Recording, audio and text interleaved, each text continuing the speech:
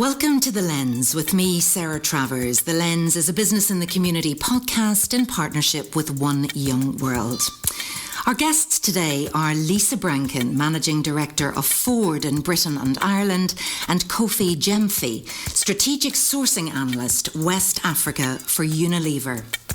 Now, in this episode, we'll be exploring supply chain and sustainability. We'll discover how one of our guests, who hails originally from Northern Ireland, has developed in her career to become a leader of one of the UK's biggest car manufacturers. And all the way from Ghana, our other guest will share his passion for ensuring responsible sourcing and the circular economy is at the forefront of his business. So let's get stuck into the conversation. Lisa, Kofi, welcome to The Lens. As we always do at the beginning, we like to find out a little bit about the person behind the job title too. So let's start with a little bit about yourselves. And Lisa, if you don't mind, I'd love to start with you.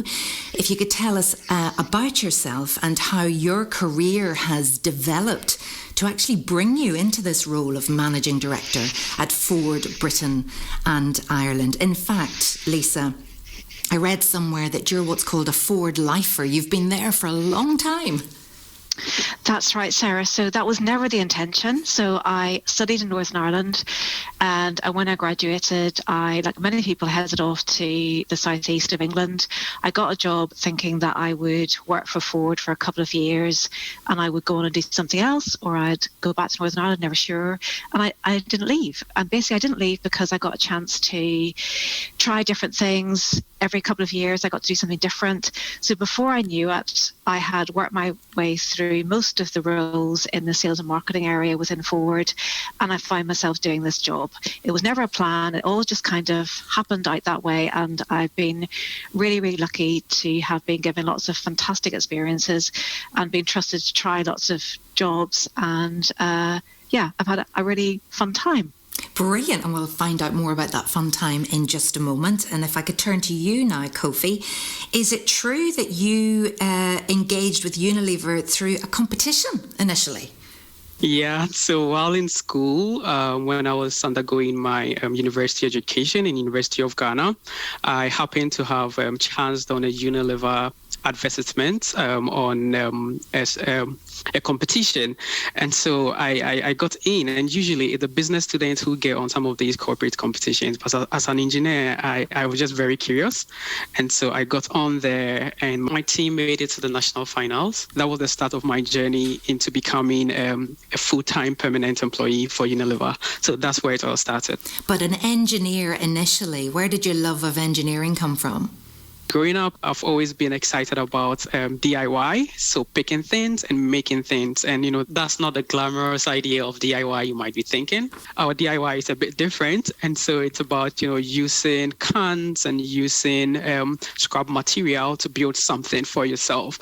And so that's where my interest in engineering came from.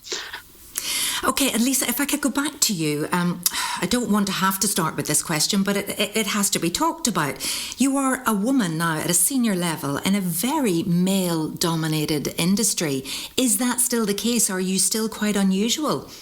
I think that there are different bits of the industry and that have different faces. So I work in the commercial bit of the industry. So I would say that half of my leadership team, actually above half of my leadership team, are women, and we've got almost 40% of my team are female. If I look across leadership in the sales and marketing automotive landscape, one of the chairperson of our SMT is a woman. That's our industry body. The lead of Stellantis in the UK is a female. So I think with manufacturers in automotive in the UK, in the sales and marketing functions, a very well representative female body. I think if you step into engineering, so the bit of the business that Kofi is probably more familiar with, less so, although I think we're seeing more and more women come into the business. And then in the UK, the bit of the business that I interface into is a dealer body. And again, still some women in that business, but maybe a bit more of a job to do in developing opportunities there. And Kofi, for those who aren't familiar with Unilever, what is it that Unilever actually does? We make most of the favorite brands that you'd know. So think about Marmite, think about Dove, think about Sunlight. These are some of the brands that Unilever makes. So we are into fast-moving consumer goods, and we make all of your favorite brands. And tell us, for each of you, what's a typical day in the life, Lisa? I don't think I've actually got a typical day. I generally spend one day a week, generally a Monday in the office. So that's the day of being very internally focused on the operation, like team meetings, operational meetings, status updates. And then at some point, I will potentially visit some customers, potentially visit dealers out and about in the UK and Ireland. And then also I spend a lot of time interfacing with our bigger European organisations. So that's based in Cologne and other bits of Europe as well. So each week is very, very different. And each day is very different. So it's very hard to answer that question. Lots and lots of variety. Also, Lisa, can you give our listeners an idea of the size and the scope of Ford in the UK? And also maybe what some of the innovative things that you're working on right now? So in the UK, we have about 6,500 employees. Those employees are based mostly around sort of two main areas. One is around product development. So we've got our research and development centre in Dunton and some other sites around the UK. We also build almost 1 million engines in the UK that are exported around the world. We sell between 250,000 and 300,000 vehicles a year in the UK, and we do that through our network of franchise dealers. We have about 100 transit centres.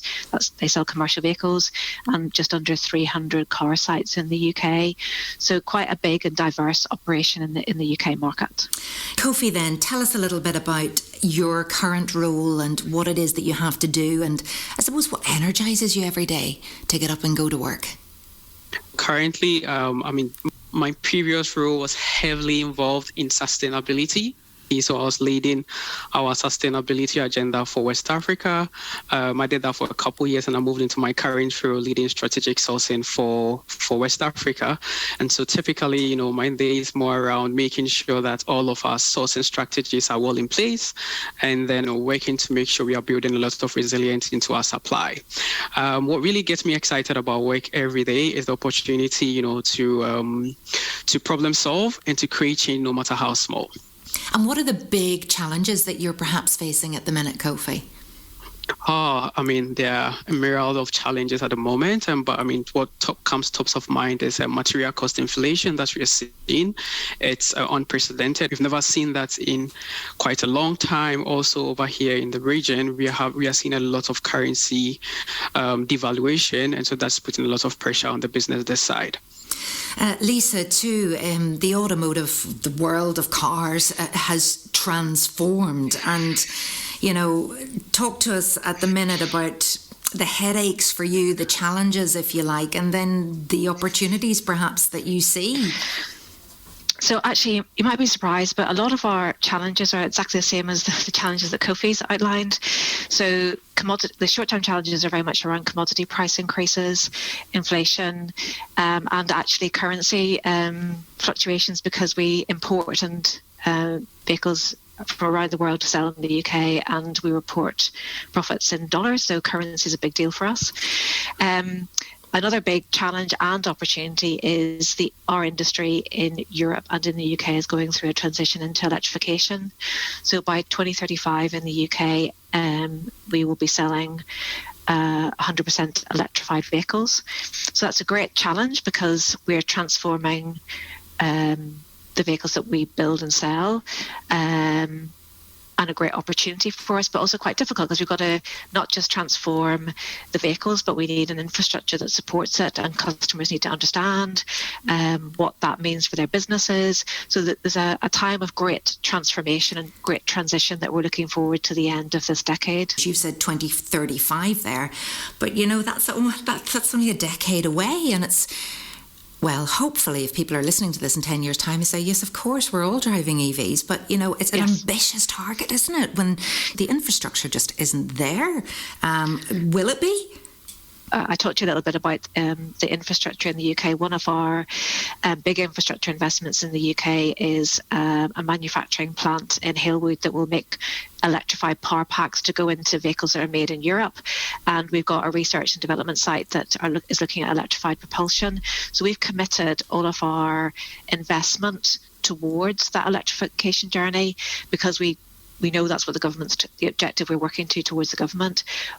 The thing that we're very concerned about is that there isn't going to be the infrastructure in place to support that, because I think at one level you're really just changing the propulsion method of a car or a van or a commercial vehicle, and that seems quite straightforward.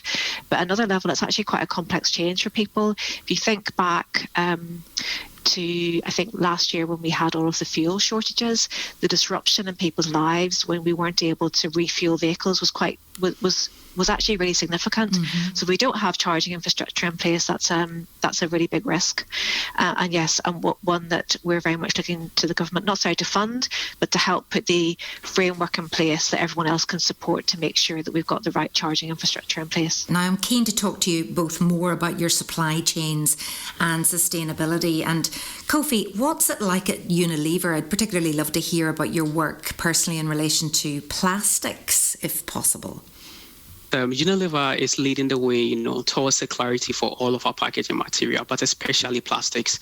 In January 2017, we committed to ensuring that 100% of our plastics will be designed to be fully recyclable, reusable, or compostable by 2025. And to help create an end market, for this material, we also committed to increase our recycling content in our packaging by 25% by 2025. Now, we further committed to halving our dependence on virgin plastics by same year, and including an absolute reduction of 100,000 tons of plastics from our supply chain. And we further went on to commit to, help collect and recycle more plastics than we sell. Now, this is what my role is about, making sure that we embed these huge and big global commitments within our local framework. And so, the problem specifically around this side of the world is we lack a formalized collection and recycling infrastructure. And while Unilever cannot, solve for the entire solution of collecting, we are making sure our goals and the work we are doing is acting as a catalyst for change through all of our partnerships and our brands. And so I'm the guy to make sure that these big global goals are well integrated into the local business, and we are tracking very well along our partnerships and our brands, our external engagement, and evaluating every opportunity that there is for recycle, there is for reuse, there is for repurposing multi-layer plastics. Huge, ambitious targets, and sometimes I'm sure it can feel overwhelming. So how is it going so far? That's spot on, Sarah. Sometimes it absolutely feels overwhelming because you drive through the street and you still see plastics littered all over. And sometimes, you get to wonder how much of an impact you're having. But then when you turn to the data, it paints a really clear picture from where we're coming from, where we are, and how much of an impact we've made. And so far we're tracking pretty well. We're ahead of hitting our target by 2025, as well as we're making sure we're looking out for all of the social enterprises and the aggregators and the collectors and the waste pickers who are leading the way in collecting the critical mass of plastics that we need. We look identifying some of these people and helping them scale their business. So we are pumping in a lot of funds to make sure that they have the necessary resource to recover as much of these plastics as we can recover, and then hopefully have those plastics end up in an actual recycling firm, and then they do not ever end up in landfills. And so that's about the journey so far. We're making good progress on some of those. Some of them are a bit challenging, but then overall we are tracking pretty well, and I'm confident we're going to be able to hit all of these targets by a few years. 2025 is not too far out. But I suppose it's so scrutinised now, and accountability is the thing, and making these claims, having these targets, and then saying, we've all heard about the greenwashing, if you like, but your data is everything really now. We have all eyes on us, and we're making sure that, we have actual data to back some of these claims in terms of work done, particularly within this region where I'm the data custodian. I can, every now and then I'm able to pull some of these things to objectively analyze where we are and what are the gaps and what we are needing to do more of to be able to track well on some of these goals. And what about the culture throughout Unilever? It's, you know what you have to do. That's your job role. But how do you make sure that it permeates right through the culture of every employee? We do have a lot of internal campaigns and internal activities that tries to draw in all of our employees along some of these goals. And so, we do have quite a huge appetite internally for people who are just either genuinely curious to find out what we're doing around all of our plastic sustainability goals, around employees who are also putting up their hands to say, what can I do? What little can I add up to my work plan? That will go a long way in furthering all of what we are doing locally alongside all of our plastic sustainability goals. So I would say the internal appetite is quite on the high. It's encouraging as well to see that. And Lisa, what about you on the sustainability journey? Where do you think you're at within Ford? Because I know you also rely on thousands of suppliers to provide materials, parts and services. So there's sustainability really at the core of your business too. So it is a really challenging one for an auto manufacturer. So although we're moving to electrification, which if you drive an electric car, you get better air quality through the tailpipe, but it only really makes a difference if it's manufactured in a sustainable way using renewable energy, et cetera, et cetera. So globally, as a manufacturer, we've committed to have carbon neutral manufacturing globally by 2050, but in Europe, we set ourselves the objective of doing that by 2035. So quite an ambitious target. Can I ask just there, why the difference? Well, I think that when we say globally, we operate in lots of different countries around the market, around the world. And I think the ability to make some of the changes that we need to make through some of our supply chain, I think hopefully we might be able to, maybe we'll meet the 2050 target, but we kind of made that statement globally. In Europe, we want to be much more ambitious. In Europe, already have 100% of our electricity is sourced from renewables already. Some of that's down to the environment, but some of it's just down to cost benefits. The site that I work in, we're just in the process of installing vast arrays of solar panels to help with energy generation. We've got one of our plants that generates builds engines, and they're powered by two massive wind turbines. We've significantly reduced water usage in our plant, and we've currently got zero waste going to landfill across all of our EU manufacturing facilities. The challenge is kind of taking that and rolling it through the supply chain. And oddly enough, I think a lot of what we're doing is around data and about certification and about standards and being transparent. And I think we really feel that the way to deliver this is in partnership with our suppliers. So we're part of Catena X.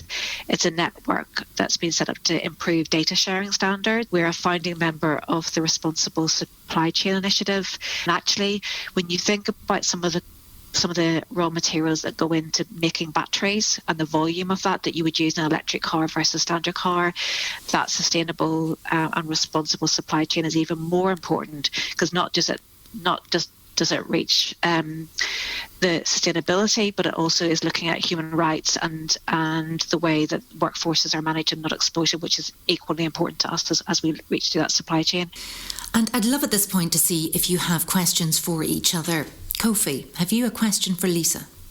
So Lisa, I'm just very interested in understanding where Ford Motors is at along the concept of mobility as a service. I'm of the opinion that if the automobile manufacturer do own the physical asset of the car, then they have a lot of responsibility as to collecting, recovering that at the end of its life, and then doing something with that material, either recovering some essential parts or recycling some bit of that back into your production stream.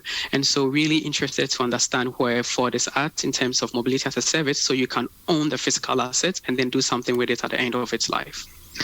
So today in Europe and in the UK, we have end-of-life responsibility for vehicles already, Kofi. So more than 85% of vehicle parts are recycled or reused at the end of life. Now, obviously, we're looking to increase that, and there are lots of different exciting possibilities with batteries, not quite fully formed yet, but we can see a way forward with batteries that as it gets to the end of its usable life in a vehicle, that there are other things that it can be used for. So something that we're all, without kind of just talking about mobility, we're already at an 85% level of parts recycling or being reused. We're not quite there yet in terms of mobility, and that's not really based around what we see in the UK around customer demand. There are some things out in the marketplace that are essentially car sharing initiatives, but there's not a wide uptake and not a wide pull from customers.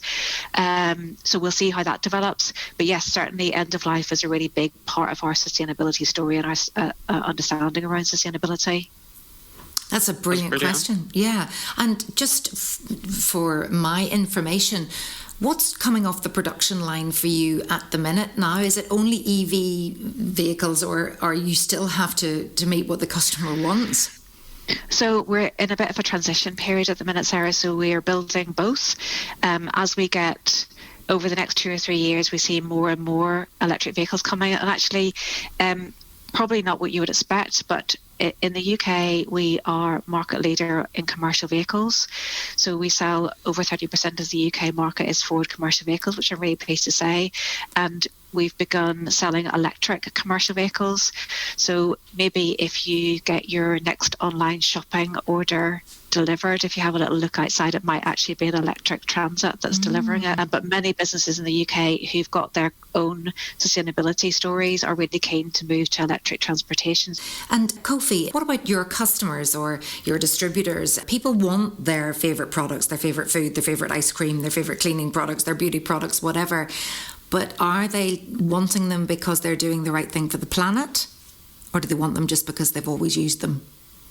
For the best of my knowledge, for this side of the world, people would always pick what is most economically viable, what works for their pockets. And so that's where the disconnect is, right? If you talk to people, they are huge advocates for sustainable products, for sustainable businesses.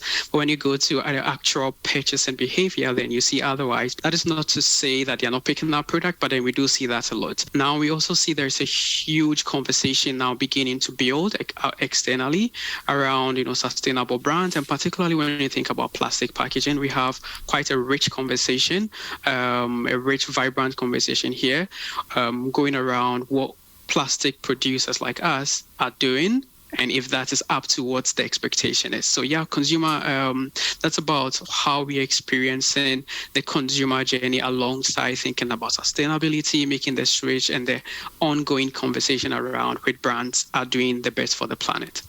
Lisa, have you any questions for Kofi?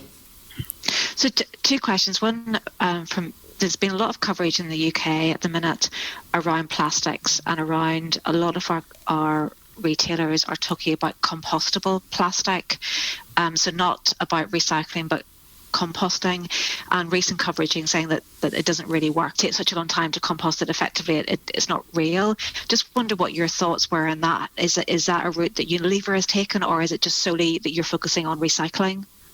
The goals around making our plastic better in terms of better plastics, we're working towards recyclability, we're working towards reuse and compostability. And so that's part of one of the major strategic goals we're working towards. But as to thinking strategically around, do these plastics really compose? There's a whole lot of, there's a number of school of thought around that. And, when you really think about it, does these plastics really decompose? Are we thinking about, are they going back into carbon, or are they going back into microplastics? And so we do try to stay away from, all of those technicalities, and make sure, for one, our plastics are designed in a way that they can end up back in a circular stream and not end up on a landfill. And Kofi, is your recyclable plastic more expensive than non-recyclable plastic? Have you seen that as a cost into your business? It's not exactly straightforward. It depends on the material structure for that specific plastic. Because then if you want to make plastics recyclable, which is some of the work we've done here, then we move away from multi-layer to monolayer. And so then we are using much less absolute plastic volumes. And so in that sense, we do have some cost savings on there. But the on cost that comes with change parts in the factory and with all of the R&D cycles, that is also an on cost that do not always knock off the benefit from reducing the absolute volume of the plastics. It really depends on which specific plastic that we're working on, and then what are some of the benefits that comes from trying to simplify the material structure, as well as the on cost we take from the actual manufacturing side. Now, creativity, innovation and problem solving are 3 key skills that employers have identified as being crucial to business success. So what are you both, or what is your business doing to foster these qualities in your current colleagues or those who come into the business? Lisa, can I start with you on that one? Certainly over the past 3 or 4 years, we've seen the need to change and change really, really quickly. And to do that, some of the things that we've done have been on the surface of it, they appear quite simple, but actually culturally have driven quite a lot of change to the organisation. So we would have been quite a structured organisation. You write papers, you write presentations, you present at meetings, you get signatures. That's kind of how you process through this large, quite bureaucratic organisation. A number of years ago, we stopped that. Ooh. So we've kind of taken away layers of bureaucracy and speeded up decision making. And rather than having chimneyed organisations, everyone affected are together, and as the decision's being made, you kind of get your chance to say, well, I don't agree with that, or I think it's different, and then the decision's made and we all move forward together. It's a great way to have a better conversation, and we tend to talk to the people who know what they're talking about, rather than you get rid of all the layers of management and you can have a better debate. You've got to be able to learn to disagree or put a counterpoint of view in a way that's constructive. So as an organisation, it's changed very much the way we work. That's just one of the small examples of what we've been doing to speed up the way that we operate as a company and to make ourselves a bit more dynamic. And actually, it's really exciting. Okay, what about you, Kofi? One of the things that we're doing currently to create the platform and the space for people to bring their creative juices to solving problems is we putting together very specific business squads that have specific objectives, and that's time bound. And so these squads are individuals from different functions who in the typical way of working would never cross paths, but then we put them together just so we can have some of these ideas challenged at the very early idea phase before we go into full-blown implementations. And so within these teams, people have real-time conversation that leads to real-time business decisions that then drives us towards quicker implementation, taking the learnings really quickly and then iterating the process until we have a really fine-tuned solutions that goes to the consumer. Creating the space that encourages people to bring their ideas forth, and then, we mix it up, we bump into each other, refine the ideas, and then take them to market is what I'm seeing really driving change and innovation, which people are excited about. People are just raising up their hands to say, can I be a part of that squad? Brilliant. And can you give us an example of anything that kind of happened as a result of this? So an example, when I just got transitioned into this role, we did have some crisis on power situation in one of our sites. And so then that necessitated that we quickly activate another site in another country that will supply the goods back to this country that can't produce because they're having power crisis. And so what we did was to quickly put together a team from marketing to R&D to engineering to say, guys, we need all of the ideas that we can have to solve for this as soon as we can, because we are producing a different formulation in another site for a site that do not have power to produce. And we have to do this as soon as possible because we are running out of stock.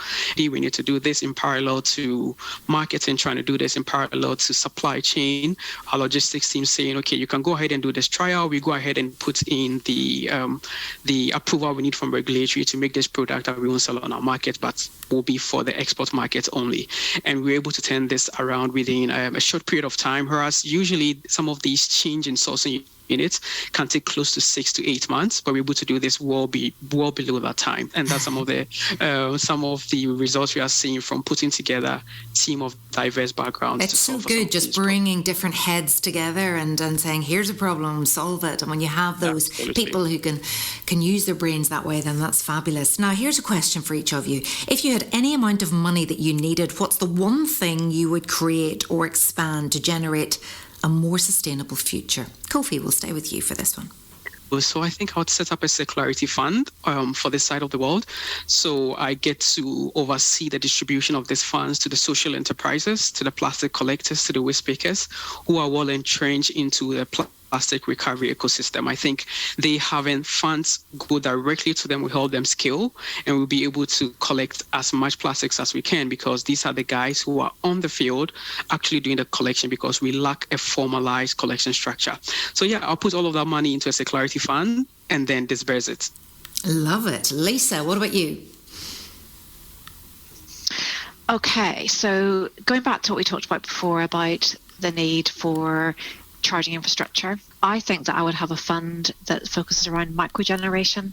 So we would help fund generation of people's homes, communities, businesses to generate power, to help with energy security, but also to help with charging infrastructure for transport of the future.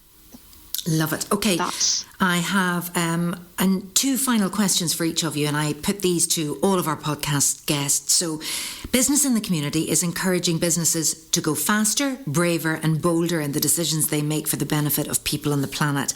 So we're asking you to think about this in three ways. How is your business being fairer to your people, greener in its treatment of the planet, and working together with communities? Lisa, first of all, with you, how is your business being fairer to your people, greener in the treatment of the planet, and working together with communities?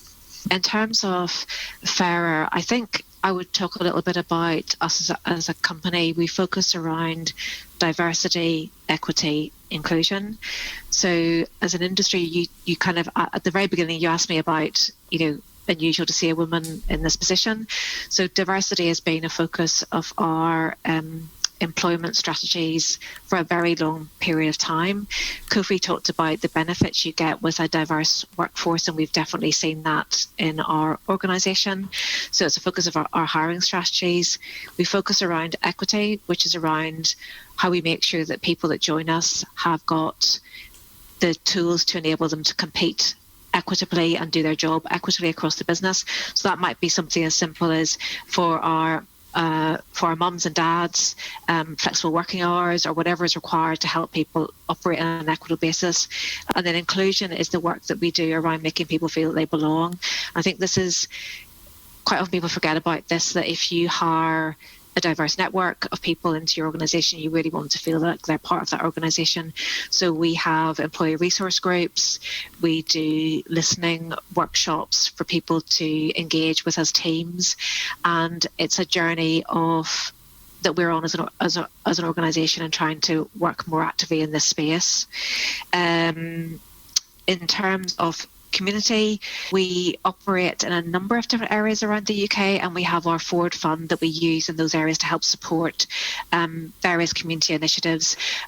One of the things that I've been a little bit involved with is a charity called Analyst. It works with university students, and one of the projects in the UK that's really interesting is it's a food supply initiative in Nottingham that we've been working with to help students deliver low-cost food into some of the areas that are suffering with food poverty in the Nottingham area. So there's a number of different initiatives that we operate in the areas that we work, and then also through the Forward Fund, which is through the remainder of the UK.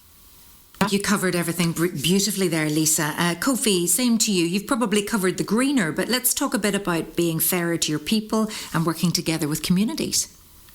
Right, so we have the UNILEVER Compass, which is really our strategy to embed sustainability in every part of our business and bring others along, and it's driven by really three big ambitious goals around improving the health of our planet, improving the health of people, as well as contributing to a fairer, more socially inclusive world. So when it comes to these three big ambitions around improving the health of the planet, improving people's health, confidence and well-being, as well as contributing to a more social and more inclusive world. Specifically for our employees, we have a number of initiatives that is running, and I think our probably talk a little bit on the future of work.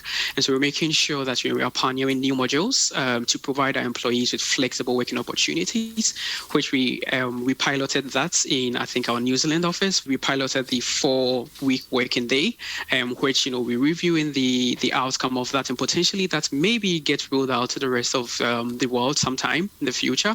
And we are also working towards reskilling and upskilling our employees with future fit skills. So, our employees are being skilled alongside how much of work is changing within the context of the 21st century workplace. This, sets the tone for what we are thinking about in terms of the future, making sure our employees are reskilled and upskilled so they are ready to take Unilever into the future from how much we are seeing the workforce changing in these times that we are in. And just to mention also on the greener world, we do have Improve the Planet strategy supported by a 1 billion climate and nature fund, which we are going to invest into climate and nature initiatives, which is currently ongoing. Thank you so much for being guests on The Lens today. Lisa Brankin, Managing Director of Ford in Britain and Ireland, and Kofi Gyamfi, Strategic Sourcing Analyst for West Africa for Unilever. We've been talking about supply chain, sustainability, visions for the future, targets, and how we're making a difference to the people, the place, and the planet that we live in. You've been listening to The Lens with me, Sarah Travers. If your business would like help to become more responsible and ensure your workplaces are fairer, you enhance the planet by becoming greener, and you work together with others, then please do get in touch at www.bitc.org.uk. Thank you for listening. Thank you to my guests, and tune in next time.